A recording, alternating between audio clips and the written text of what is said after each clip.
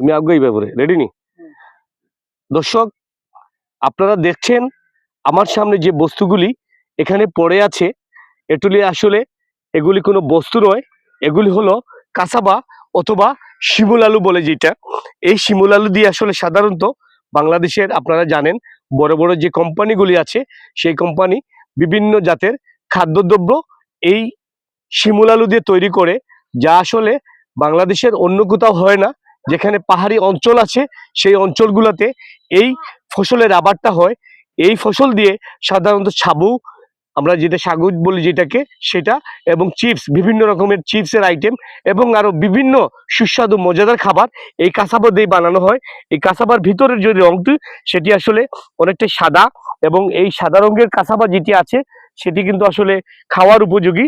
এখানকার যারা আছেন তারা আসলে হয়তো এই প্রক্রিয়াজাত করে এই কাসাবাটিকে খেতে পারেন।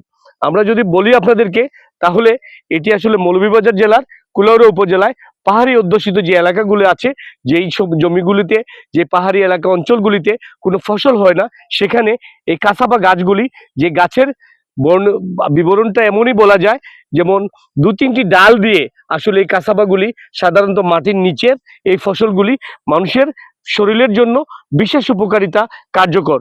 এই কাসাবা ফলটি কে কে দেখেছেন এর আগে আমাদেরকে কমেন্টের মাধ্যমে জানাবেন।